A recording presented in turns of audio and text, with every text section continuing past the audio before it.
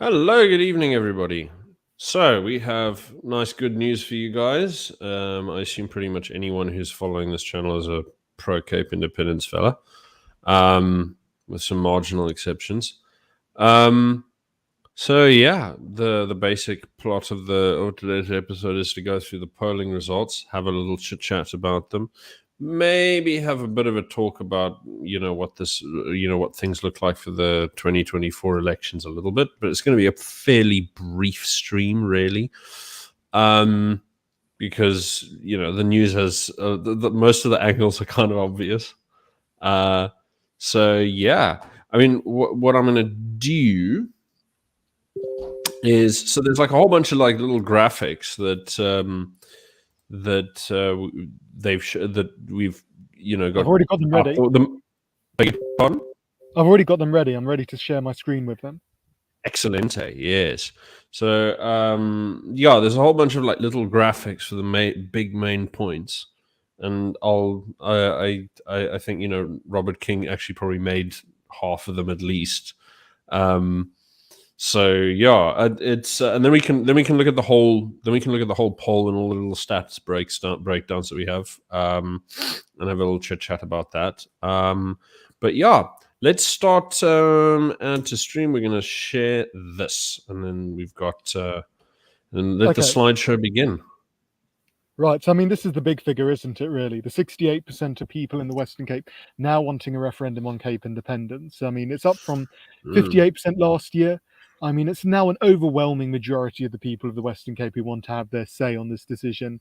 I mean, it's earth-shattering, really. I mean, how can the DA ignore that 68% figure, especially when it's even higher than their own support in the province? I mean, this is starting to not even become a divisive issue anymore. I mean, this is quite a unifying issue in the Western Cape that people want a referendum. And I mean, if they keep on ignoring that, I mean, we're going to go on to what their own statistics inside the party look like. But if they start ignoring that, they're putting themselves in a serious, dangerous position for the 2024 elections. Yeah, especially since, I mean, like, they haven't been doing excellent in the by-elections. I mean, there's the usual sort of stable 80-90% support in the English-speaking wards, but you look at any of those things where the people are either majority colored or majority Afrikaans, you start seeing diverging results again. And I think you're going to probably see a fair chunk taken out of the DA next election. And that's it's not even revealed in these polling graphics, but that's the danger for the DA, because they're obviously losing that support in those white electorates, white Afrikaans electorates. They're losing that support in those coloured electorates. The thing that's currently keeping them stable are those white English electorates. But here's the thing. The inside their own party support for Cape independence among white English people is actually slightly higher than white Afrikaners. So if you start to see political alternatives emerge before the 2024 elections that are pro-referendum, that appeal to those white English voters, then the DA is going to be losing that really core demographic that they currently have. So, there are so many risk factors now facing the DA if they continue to just disregard these polling results. And yeah, we'll go into the next set of data, which is the support for independence itself. 58%. I mean, I don't think there's really any other examples in the world right now of independent support at those levels. I mean, if you look at Scotland, it's pretty divisive at the moment, where I think it's near 50%, 45%, but 58% is a huge figure, and it crosses the racial lines. It crosses so many of these barriers in the Western Cape, and I mean, it's a massive. I think for a lot of people, it's a psychological change as well, because people have always looked at Cape independence as this fringe issue. You really see, up until a few years ago, you didn't really see articles about Cape independence outside of the satirical columns of newspapers. Now you've got to the point where an overwhelming majority of people are open to the idea or looking at it as a potential option. And I think when these polling results came out, people started to realize, actually, this could actually happen. This might really happen. And I think you summarized that in one of your latest articles. Yeah, I mean, I think, I mean, if you look at what did Catalonia get? It was also one of those like borderline results. Catalonia was difficult because I think it was always polling about 50-50, but the problem when they had their referendum was the entire Unionist side boycotted it. then it was an illegal referendum, so the police cracked down on the referendum and depressed turnout Yeah. that way. So you ended up in a situation where I think 45% of people turned out, but of that 45%, 90% of people voted yes. Yeah, I mean it's kind of a silly situation. You don't want to get caught up in that as well. And I mean something like Brexit, where you have like this, sub 5% swing range. It's no good. It's no good. It cripples you long term. You really need a stonking victory. Yeah, I and I mean, think for my in the case of money, it's Macedonia, when Montenegro seceded from Serbia, what they required in that referendum was a 55% vote in favour of leave, and I think they yeah, got something like 55.5%. So they just marginally crossed that threshold that yeah. was required. But I mean, yeah, I mean it's a far stronger. I mean, the stronger result we get for independence, the easier it is to make our case to the international community. The more difficult it is for the ANC to deny us that result. And also, if you have high turnout going side by side with that, then it really Yeah, that's going to be the real solidifies some kind challenge of because I recognition. mean, yeah, I mean, look, that's going to be the real challenge because it's we've got a very apathetic voter base, not just here but in the rest of the country. It's kind of the norm down here. It might change with a big question like this. I mean, I mean, everyone remembers how. I mean, if you look at the old graphics for voter participation, you look at 1994. It's really high. It's like 80% participation. So I think it comes down to whether the questions being asked are big. Because at the moment, everyone kind of knows where their little niche is. Well, charterist, anti-charterist. You fall into those camps, and no one's really budging. Well, I think So what would help us in the sense is if you look at 1994, obviously you had a large chunk of the electorate that was voting for the first time because they actually started to feel like they were taking control of their future. They had a say in yeah, how the government was run. And that's exactly going to be taking place in the Western Cape when we get a correct. referendum, hopefully on 2024 election day, although possibly afterwards, because it's going to be giving that people the opportunity not to simply just vote for a party that's never going to get into government because the people in the rest of the country hate that party.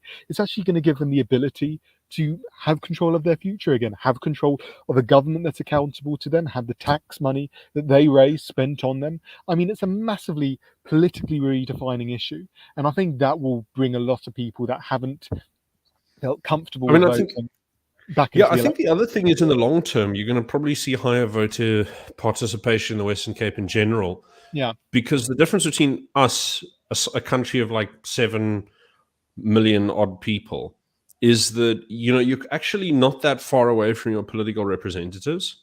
Hmm. And let's say we get like a nice parliamentary system where you've got a local MP that you can go talk to. That'll change things quite a lot. Because I mean, the distance between you and the guys representing to you is sorry, Donald in the comments. Just yeah, no, but the uh, no, but the distance between you and your representatives are is much smaller. I mean, think about how impossible it feels to have a chat with Cyril Ramaphosa. Mm. Whereas, chatting as say Jordan Hill Lewis, he walks about on the street occasionally, and he's a polite guy. He'll have a chat with you if you pass him by. And I kind of look forward to a more sort of transparent, personable, electoral arrangement. I remember there was a thing in The Simpsons from like back in one of the early ones in the 90s where Bart's been prank calling someone in Australia, and the guy decides he's going to contact the Prime Minister, and then he turns around and the Prime Minister's lounging in the dam. And he says, "Oi, Mike," And Well, I would I love kind of like, to be like the yeah, Dutch almost in the sense that when the Prime Minister goes and forms a government there, he cycles to the palace. So, it's a well, far more relaxed style of governance there when it comes to just engaging with your leadership. And I think that yeah. I obviously mean, it's really it's just funny a you big mentioned the discussion. Netherlands because Yeah. when I was over there for my master's degree, you'd go sit in the market square in The Hague, and occasionally you'd see like politicians, even Mark Rutte, like the prime minister, coming down, ordering a sandwich, and chilling at a bench like there's nothing going on. It's like it's the most ordinary thing in the world. And you couldn't imagine that in South Africa, but in a way, in the Western Cape, it's not. It's not beyond imagination. It's I achievable, think and that. I think that's something to strive for, especially in an independent Cape. But let's go back to the polling data. I think an important thing to Please. point out as well is often, I think it was when you were having that debate with Hugo Kruger, and he was disregarding the poll results because there was such a big jump in between the first and the second one. But I think what we're starting to see now is actually a rather consistent growth as well. So we've seen from 2020 to 21 there was a 10% growth. Now between 2021 and 2023 we've seen a 12% growth. So it's not like this is fluctuating one way or the other. It is consistently growing, and I think that follows the general trends that Cape independence has grown as a movement. More people are hearing about it. And at the same time, South Africa is getting worse. So more people are looking for viable alternatives to the current one that we're being sold, which is simply we need to wait for a majority national government.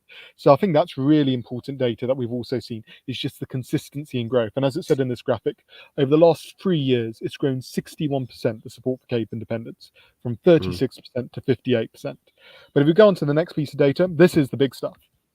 I mean, if you look at that, 79% of DA voters want a referendum, 61% of DA voters want independence. And that's the dangerous figure for the DA, because there's an election coming up. If they continue to take this approach of being ambiguous around a referendum or denying it completely, like Alan Windey likes to do, and says, well, it's not in his power, he can't do it, then you're alienating such a large chunk of your voter base.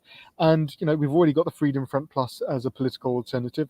Other ones are in the pipework. So Yes, indeed. This is the danger for the DA.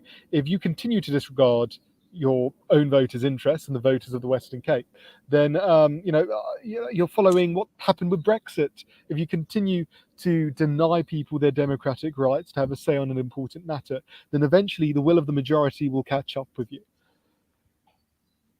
Yeah, this is true. I think this is the thing. I mean, this is why I said it was going to be a quick stream, is because the angles on this is kind of obvious, right? So when I was writing, I wanted to write a little recap on what happened on BRICS.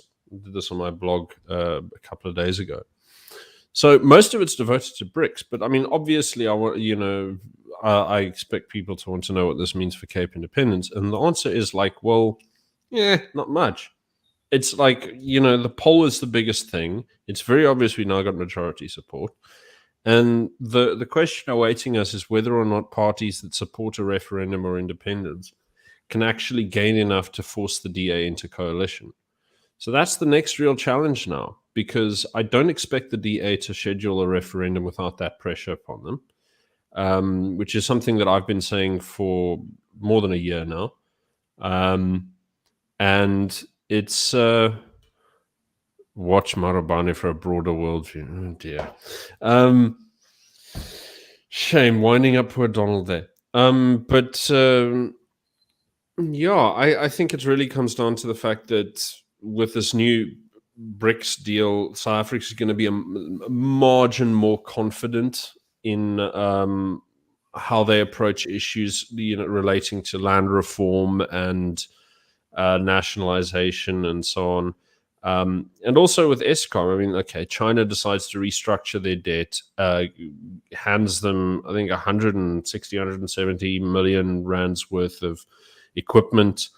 So there's this possibility that they'll plug enough holes in Eskom to stop burning diesel to keep the grid online. Which means that you get load shedding marginally under control in the next few years. Economy stabilizes just enough to push the debt ceiling into the next decade, and they get a bit more chipper about shit like expropriation without compensation.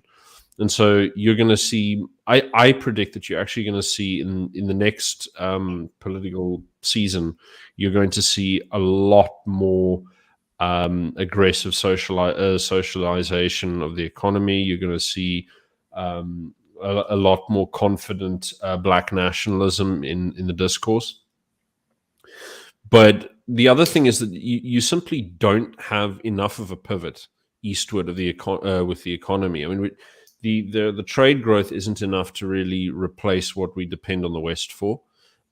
So by the time that the window for Cape independence swinging about happens, the ANC won't really have the clout to act with unilateral authoritarian capacity. And I don't think they'll be internally united enough to do that either. So there's the chances of this going really horribly sideways are minimal. However, I can see there being a very clear option for things going badly, and that's if whoever is in charge, whether it's the DA or a coalition between the DA and other groups in the Cape, whoever's in charge, if they come out of a referendum poll, I'm assuming they'll figure out a way to do it, because otherwise this is otherwise they're going to be in trouble. There's a variety of ways to get a referendum poll. So there's pretty much three main ways to get it. You can either change the existing referendum legislation. Then there's the ability to read into the existing referendum legislation that is currently on the books. And then you can also try and invoke the president's authority in this regard. So, for example, Alan Winde can try and force the president to actually call the referendum through the courts or any mechanism that's available to him. So there's a variety of ways that we can get that referendum held. But what you're saying, all the things you're saying about, the more radical approach to economics coming from the ANC, all of that will all have an impact on quality of life, and probably for the worse. But if you look at the current data, I mean, this is really, in many ways, the winning polling data for Cape independence, because if you look at Brexit, if you look at Scottish independence, there was it was very divisive whether people thought it was going to be better for them in the long term or worse for them in the short term or long term independence, whether it would be the right thing. And that's where often things were won or lost. And here you see 64% of people thinking their life will be better in an independent Cape. I mean, that's really a big winner for the whole movement, because if you think your life is going to be better from a particular route, most likely you're going to vote for that. And the thing that has often been portrayed as, well, yes, I mean, minorities, for example, can overwhelmingly think that their life will be better. And as you can see from this polling, coloured respondents were far more likely to think that Cape independence would be better for them than white respondents were. But the fact is, even among black respondents, you see nearly 40% of people thinking their life will be better. And it's a significant plurality. It's a significant number, and if you're the ANC or the EFF and you're trying to basically work with black nationalism and black you try and basically turn them into a united bloc when it comes to opposing independence or trying to disrupt independence and cause chaos, you're going to be in a very difficult position when you've got that figure on your side, and even 40% of black people think their life will be better off in an independent Cape. So, I mean, this really is the big figure. If you think your life is going to be better off, then you're more likely to support that particular cause. And that's where we've got a major advantage, because, I don't know what figure it would be for people if you were to ask them the opposite question. Let's say, for example, we were already independent and we were debating whether we should join South Africa. What percentage of people nowadays would say, "Oh, we'd be better off by joining South Africa"? I think you'll I think you'll hardly see 5% of people, saying they'd be better off. So, I mean, this is clearly it's like, should Zimbabwe be part of the Union? Ask that question in 1925, you'll get a very different answer from if you ask it in 2025. And I won't name names, but I've even had DA politicians say to me, "Look, if we were independent today, I wouldn't be advocating for us to join South Africa." So that gives you an idea, really, of where the party or of the mindset of a lot of people in the DA and in the Western Cape are today. But then, the next important data, and this is often quite interesting. Obviously, we know most most independent supporters vote DA. And I think a figure that often throws people is the fact that 18% of ANC supporters also support independence. But I think 18% of independent supporters are ANC voters. Yeah, sorry, my bad. And I think that's an interesting figure, because I think what you find with ANC voters is that they don't vote for the ANC out of loyalty. Well, they don't vote for the ANC because of the party's policies being best or anything like that. It's purely a a tribalistic reason and a loyalty reason. I think in the polling data, it's something like only 22% of ANC voters vote for ANC because they think the party's policies are best. The vast majority vote for them because they think it's the least worst option, or they're trying to keep another party out.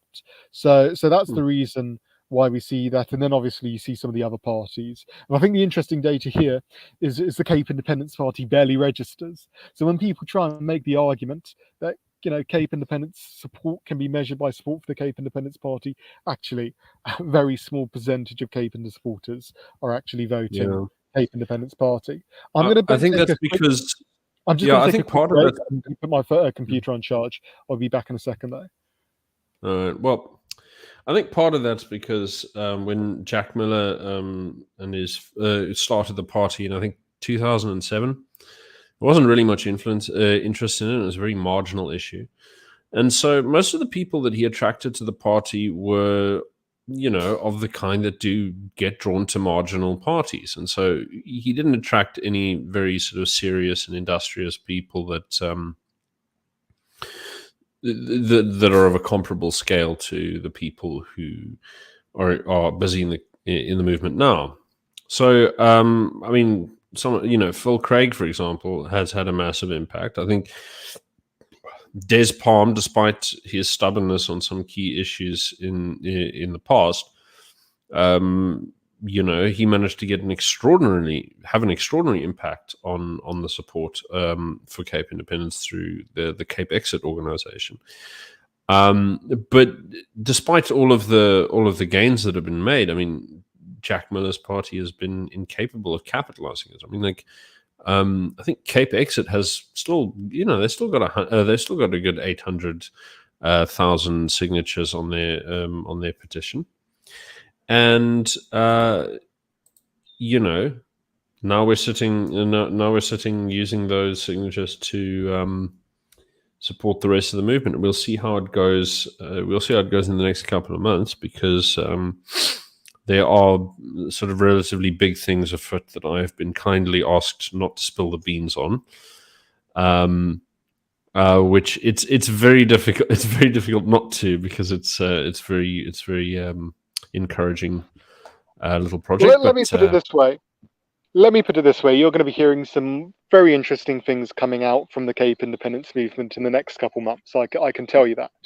I can't tell you what, but it's going to be pretty earth-shattering, and I think it's really going to put it's going to be huge. It's going to be incredible, but it's going to really change the dynamics, and I think it's going to give.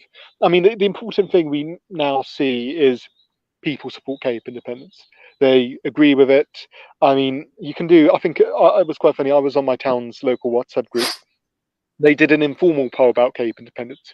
Everyone but one person voted in favour of Cape Independence. So now the important thing is, and it's already started, convincing people that it's possible. And I think with a lot of these projects that are coming down the tracks, it's going to convince people more and more and more that this can actually happen.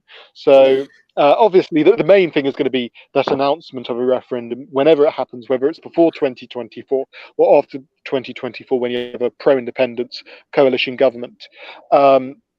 Once you've got that, I think everyone's going to realize, okay, this is real, this is going to happen. But it's building that confidence in the lead up to that announcement. Yeah, I think the big thing is there's a sort of Spartacus effect with this sort of thing, because everyone who's been in support of Cape Independence so far sort of knows that they support Cape Independence, and they're aware that there are other people who support it. But the thing of everyone being aware that everyone else supports Cape Independence is what gives them the courage, because it was like this thing, this constant. The constant thing is when you speak to someone who supports it, speak to someone about the issue, they say, "Oh, it's a good idea, but it'll never happen." And it's really, I think, the biggest thing that convinces people to support it is more the thing of, can it happen? Because no one likes their time being wasted, and no one likes being given false hope. So, it is what it is. Yeah, and at the end of the day, it's going to come to the point that the only way you can give yourself hope is if you vote for hope.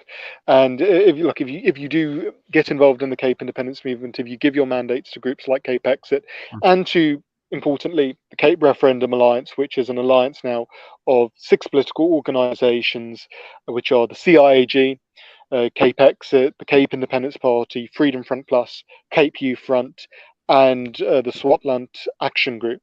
We're an alliance now of 6 organisations that are trying to put pressure on Premier Windey to call a referendum on election day.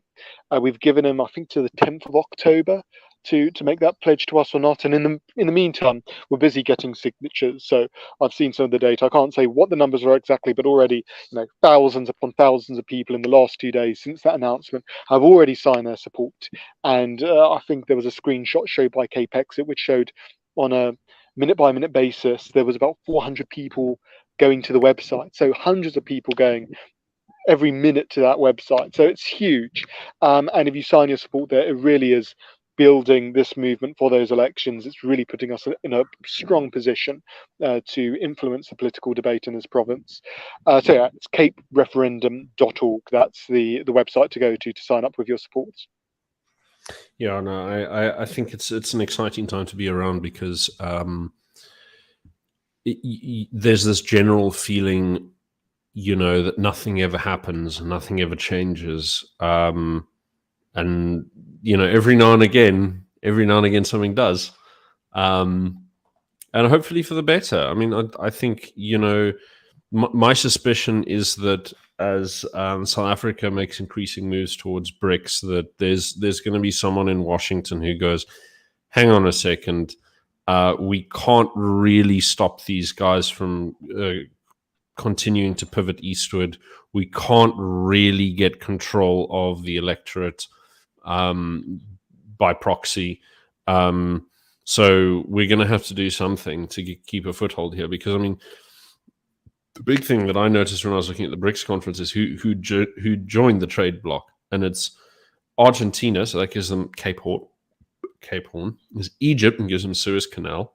I mean, literally, by the time at this point in time, every major shipping route in the world, except for Panama and the Malacca Straits, are. And I think even the Panama Canal has got a lot of Chinese influence over it as well. I think there has been significant Chinese influence over that one as well. Interestingly, I don't see Argentina necessarily staying in BRICS for too long, because I think.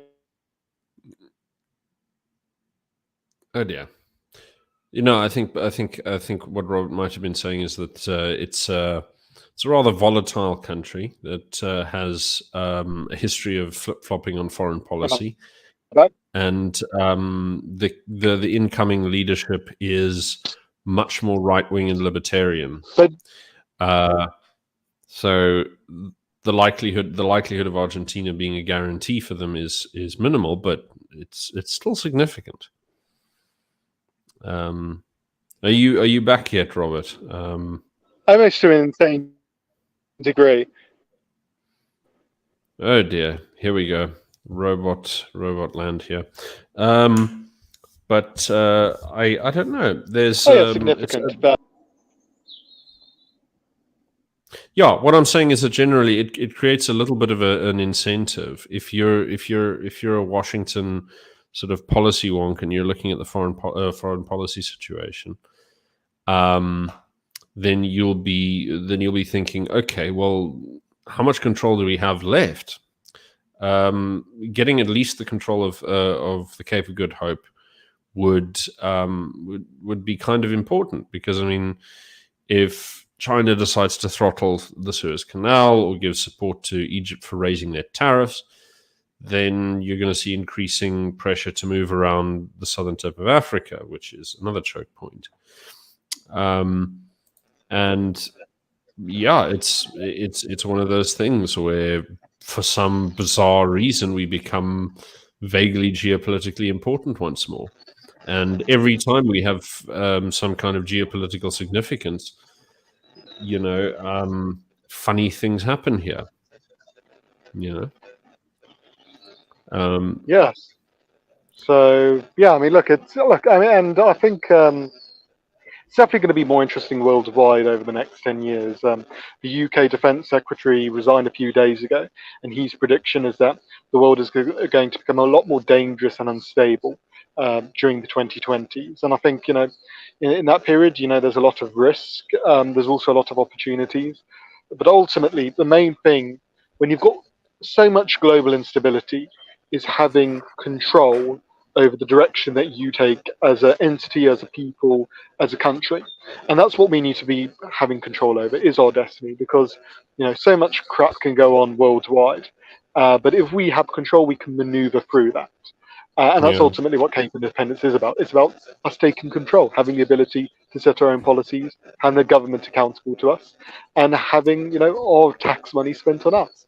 So Yeah. it's going to be so exciting. But obviously, we can't do it by ourselves. Obviously, we know so many people support Cape Independence now. Even if it's a really biased poll, and the name is, even if you look at Twitter, there was that poll earlier yesterday where so badly worded, so hostile to Cape Independence, 60% of people still voted for Cape Independence. So it's clear so many people in the Western Cape support Cape Independence. But the key thing is Yeah. moving from just being passively supportive of it to being actively involved in the campaign. And look, there's a number of organisations you can get involved in. There's the Freedom Front, there's the Cape Independence Party, there's the Cape Exit, and there's the Cape Youth Front. There's a variety of organisations. So we need you to come on board. We need you to get involved because if you, I think there's a saying on the BBC where they said, if you've got a movement that's been able to activate 3% of the population, then rarely has ever a movement like that failed. And that's what we need to get to now. We need to get to 3% of the population in the Western Cape actively pushing for Cape independence. It's going to be tough, but actually, if you think there's 3 million voters in the Western Cape, if you can get 100,000 of those really active for Cape independence, then ultimately we've won this fight. Yeah, no, that's correct. I mean, look, the ANC doesn't have that much support in this province. So, and I look, it shouldn't be impossible. And we've still got some time to do it. I think there's reason to be optimistic. So I think if anyone's watching this and they're worried about how it's going to turn out, I think this poll is the beginning where it really turns around for the movement, and we stop. As you say, we're no longer a fringe movement. Now we're, the big question. We're the big question, and it's it's very hard for people to come up with good reasons why we shouldn't leave. I mean, at the moment, anytime I have an argument with someone, the only one that they really find as a sticking point is, well, what about my right to freedom of movement? I beg your pardon, but what are you really arguing about? I mean, do you rage and despair anytime a family member of yours leaves the country for Europe, where you need a Schengen visa to get in? No, you take it in your stride. But now you've got the situation where, oh dear, you might have to have a cheap little visa to cross the border into South Africa. All of a sudden, it's the end of the world. How will we visit the Kruger National Park now? And I can't. I mean, how long is the Kruger National Park even going to be really functioning for? That's the other question. I mean, I was there last year. I mean, it's just in a constant. Everything north of the border is in a constant state of decay, outside of Oradea. So if you get to the Kruger Park, the heritage sites there was like heritage sites there. The roofs were falling in. The information displays were just torn apart. I mean, the only things that are good outside north of the border are everything that's been privatized. The game reserves that are privatized. The sections of the Kruger Park that are now private hotels or private camps. Those are the only things that are good. But the thing is, you need to go on roads to get there, and the roads are falling apart. So at the end of the day, tourism is going to collapse in the rest of South Africa, and the only section of tourism that we still have a realistic possibility of saving is in the Cape. Yeah, I think the next project is sort of that sort of piques my interest now that Cape Independence is within grasp, is going, ooh, what? How can we get the Northern Cape? How can we get? You know what I mean? So there's a. Well, look, the good news is, I mean, look, the Freedom Front Plus, I don't know if it's official policy, but I know Wynand Boshoff, he supports Northern Cape secession, joining the Western Cape and becoming a federal Cape state. I think that's what he stated his position as. Oh yeah, no, I think that would be a great move because there's so many opportunities up there. I mean, there's a lot of there are a lot of mineral resources that are quite important to industrialization. You have copper and iron and various things in the Northern Cape that would be very valuable. But they're also, the thing is, they're also not big enough to be geopolitically important. They're just big enough to be important to local manufacturing. So it's one of those nice happy mediums where we've got natural resources that don't threaten to become a resource curse, but are big enough to be usable. So the Northern Cape. There's also the added benefit from a geopolitical analysis, which is if you have the Northern Cape as part of an independent Cape, you've got a border now with Botswana and with Namibia, so you're not solely got a border with South Africa. It gives you that more security with more trading partners, possibly. Correct, and I mean, like, those are two very, very stable countries to do business with. So you're not having to pretend that you're like an island anymore, doing a solely sea trade. You can do interesting stuff, like you can start building railway lines and deepening trade with the rest of Africa. And then you'll no longer be South Africa will no longer be the gateway to Africa. The Cape will be. So it's one of those things that can that can really, really magnify the productivity of the whole region. It can be an enormous boon to everyone around us if we can get the Northern Cape to join us. But for the time being, I think that's. Hello, sweetie. All right. All right. Oh, gotcha. Oh, wait, hold on. Okay. The little man's bedtime. Okay, well, look, I think we've gone through the main polling things. I think the other, just one more important thing that two more important things that I think I've failed to mention so far. Firstly, this is the first poll we've seen where support among coloured respondents for a referendum and for Cape independence was higher than white respondents. So the other attempt to portray this as, that only white support this, and it's still the case that, look, a lot of the people most actively involved in Cape independence are still white, but the fact is, when it comes to support, it is now, overwhelmingly from the colour community. I think the latest breakdown shows that nearly 2/3 of Cape independent supporters are now coloured, and it's only about a quarter white. So that's a big change. And I think, look, as organisations progress, the people just come out of the fold. They come into the organisation, and I think you've seen that to a degree with the Freedom Front Plus in the Western Cape, where in the 2021 local government election, 60% of their candidates came from the colour community. So that's the most important thing to consider. The second one is, again, with the DA, is the breakdown of their the reasons why people vote DA.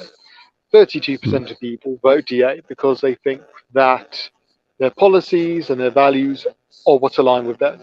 52% of them vote for the DA because they think they're the least worst option, or they want to keep another party out. So that's really another danger. Look, on one hand, it shows that there is a lot of loyalty to the DA. So despite the fact that they actually possibly disagree with the party on a lot of things, they still vote for the party. So that's one thing to consider. At the same time, it shows that there is not that great love for the DA at the end of the day. There isn't a great love there. And if the right party comes along with the right message, then the DA is in serious trouble. I think maybe, going below 50% isn't what they've got to worry about. I think they possibly could go far below 50%, maybe below the 45% ceiling. So we'll have to see. It's going to be, the elections are possibly going to be, I think, before the first half of next year. So... well, I think the biggest obstacle to that would be people's understanding of the electoral system. Because, I mean, even people who are fairly well educated and should know better have this impression that if the DA loses votes, then the ANC comes in. And I think the big point that they're missing is that, even if you put the two Charterist parties together, they can't achieve a majority in the Western Cape. So that understanding has to be something that we sell really hard, is that it's actually impossible for the Charterists to win in this province. Because at when the end of the people day, feel safe from them, Yeah, regardless of what happens, the DA is going to be the government. It just depends on, are they an unaccountable government that we can't force Cape independence on because they've got a majority, or they're a government that we can keep to account because they've got to deal with pro-independence parties in order to get their budgets passed, in order to get their appointments through. I think that's what we've got to ask, and I think a DA government that's far more accountable is going to be far more better for the people of the Western Cape. Don't That's buy this true. whole narrative that if the DA doesn't have the majority. I mean, that's what they went through the other day. They said on their Twitter account, if the DA loses their majority in the Western Cape, then all hope is going to be lost for the rest of South Africa. People in the rest of South Africa are just going to break down crying because the DA have lost their majority in the Western Cape. I mean, it was just an It's not going absolutely to affect them. ridiculous narrative. It's not going to I mean, affect them. exactly. Accountability is good, and I think the DA have got to realise that. Yeah, I mean, I think there's an obvious sort of caveat over here, which is that without the Western Cape, there's a significant chunk of the national support that would be gone. So the DA would be a much smaller part of government nationally. But I think that doesn't really change much. That doesn't really change much for the outlook of the country, because I mean, if you look at this whole sort of moonshot pact, they're still like 18 points shy of what they need to get into government. It's really stark, and I can't see that swinging in this coming election, or even in 2029. I can't see them winning.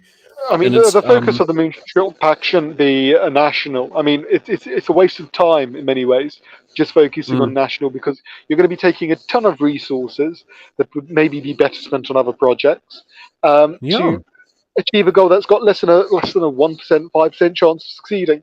What should be looked at is looking at the local and even the provincial level as well, because obviously there is a chance that Gauteng could fall to the opposition.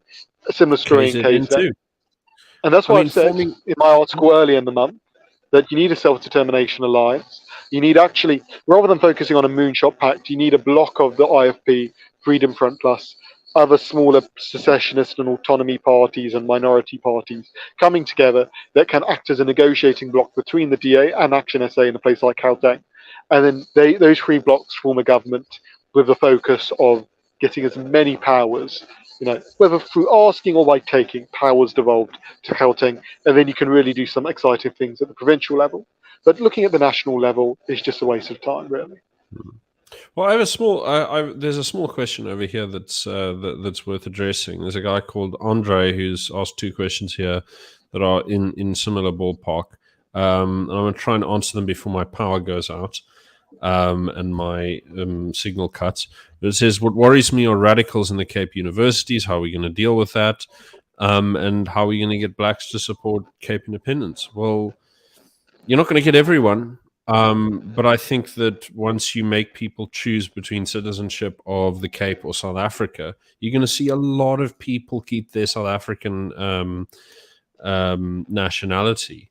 And people who cause public serious political disturbances who aren't nationals can justifiably be expatriated and returned back home, repatriated. And if you look at the polling, basically, there's almost a 2/3, 1/3 split in the black community on this issue.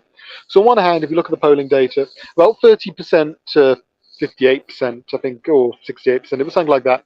30% supported Cape independence, which is huge, which is more than enough. Then, I mean, look, it's a lot more than that DA gets among black voters. It's about 3 times higher.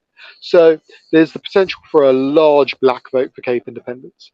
At the same time, we did see in the polling result that nearly 70% of black respondents thought that South Africa did not belong equally to all races, that other races in South Africa should be minority races, should feel like they're guests in South Africa.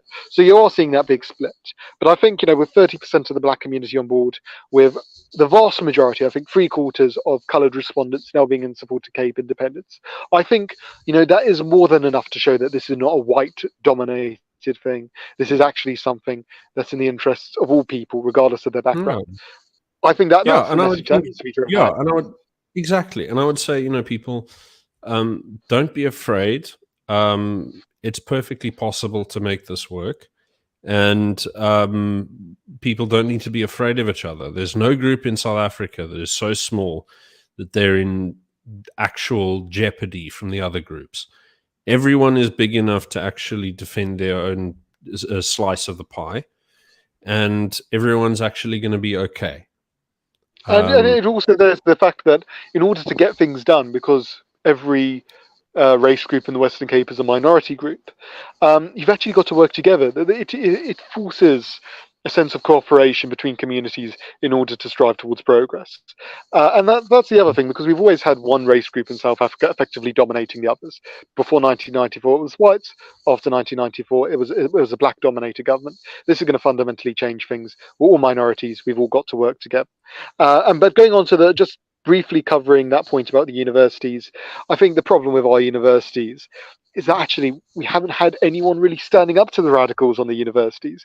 I mean, the DA really is useless at standing up to anything that's really radical. So what we need they is actually leaned into it. They actually leaned into it. They went down to Stellenbosch and they forced the agricultural college to go English, despite the fact there was not a single English speaker teaching or learning in that institution. So you've got that, which is just, you don't have that opposition, and that's the thing that we are in the process of building. Obviously, the KPU front is what we want to see as the opposition on a lot of these campuses. We're in discussions now at UCT, we're in discussions at Stellenbosch, so those options are going to be emerging. And look, if you're a young person watching this, I encourage you to go to kpufront.org, sign up. We're getting members joining us every day, and we are building this movement that can actually stand up to the EFF. There can be a viable opposition to the radicals that the DA currently can't fulfill.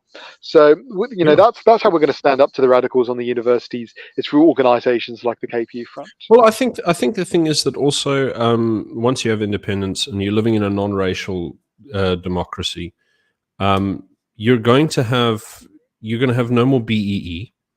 You're going to have no more racial discrimination. People are going to enter the universities on the basis of their merit. And that changes the demographics of the universities considerably. The other thing that you can do is you can actually just by fiat decide that, okay, these are public universities. We can determine their policy. Each of the three main linguistic groups needs to be represented. So let's make, UCT is now our flagship English university. Stellenbosch is our flagship Afrikaans university. And you can start building from scratch a Xhosa language university. And that gives an elite culture that all three groups can reach for, in which they can all find decent education. It's sort of like how Belgium works. How?